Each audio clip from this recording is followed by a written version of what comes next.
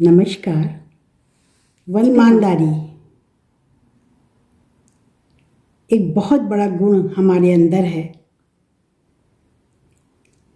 जिसे कभी भी अपने से अलग नहीं करना चाहिए और हमेशा ईमानदारी का ही जीवन जीना चाहिए। कितनी भी विपरीत परिस्थितियां आ जाएं, लेकिन अपनी ईमानदारी को नहीं छोड़ना चाहिए।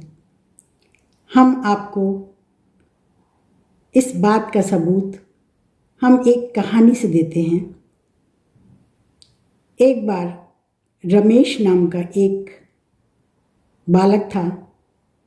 उसने अपनी पढ़ाई पूरी कर ली थी और नौकरी की तलाश में इधर उधर घूम रहा था, लेकिन उसे कहीं नौकरी नहीं मिल रही थी।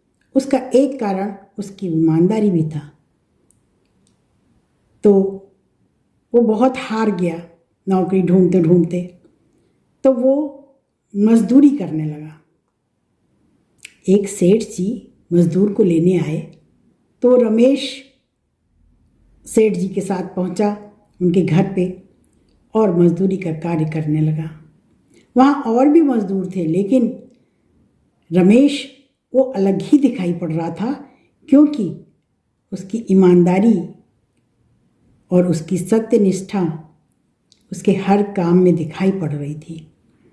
सेठ जी को भी एक ईमानदार आदमी की ज़रूरत थी। तो सेठ जी ने एक दिन रमेश को अपने पास बुलाया। बोले कि बेटा, कुछ पैसे हमें एक धनी को वापस करने हैं, तुम ये पैसे लेके जाओ और उसको दे के आओ। उन्होंने 50,000 रुपये रमेश के हाथ पे रख दिए और बोले कि जाओ तुम उस धनी व्यक्ति को ये पैसे दे आओ। रमेश गया, पैसे दे के आ गया और दूसरे दिन फिर सेठ ने उसे बुलाया रमेश को कि ये लो पैसे आज फिर देने हैं, पैसे दे आओ। इस तरह से लगातार कई दिनों तक सेठ जी ने रमेश को बुलाया और पैसे एक धनी व्यक्ति के पास पहुंचाए।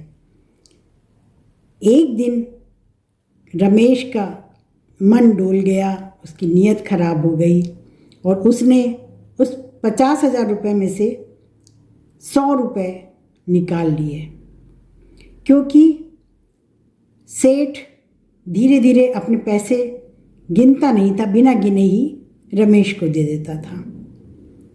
अब 100 रुपये रमेश ने चोरी से निकाल लिए, लेकिन सेठ जी समझ तो गए, क्योंकि उनके सारे पैसे गिने ही हुए थे। तो सेठ जी ने कुछ नहीं कहा, जाने दिए बात।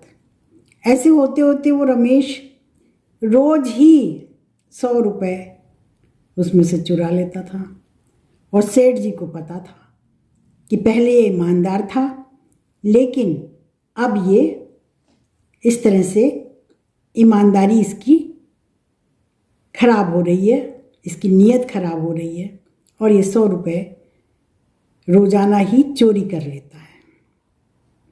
धीरे धीरे सेठ ने उसको अपने काम से निकाल दिया,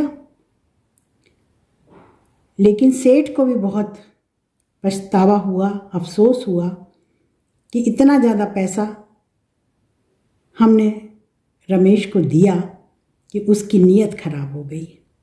उसने अपनी ईमानदारी त्याग दी। सेठ को एक ईमानदार व्यक्ति की ज़रूरत थी, इसीलिए वो उसका इम्तहान ले रहा था कि ये उस परीक्षा में खरा उतरेगा कि नहीं।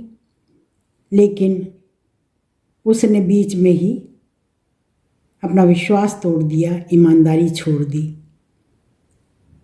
तो इस कहानी से यही शिक्षा मिलती है कि कभी भी अपनी ईमानदारी को नहीं छोड़ना चाहिए।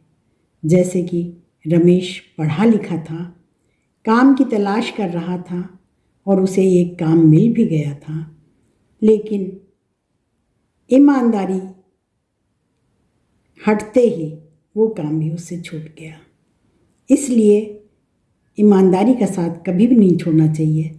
ईमानदार व्यक्ति हमेशा आगे बढ़ता है, अंततः उसकी ही जीत होती है। धन्यवाद। आपको हमारा चैनल अच्छा लगता है तो प्लीज़ सब्सक्राइब कीजिए, लाइक करिए और जो हमारा चैनल देखते हैं उनको बहुत बहुत शुभकामनाएं। नमस्कार।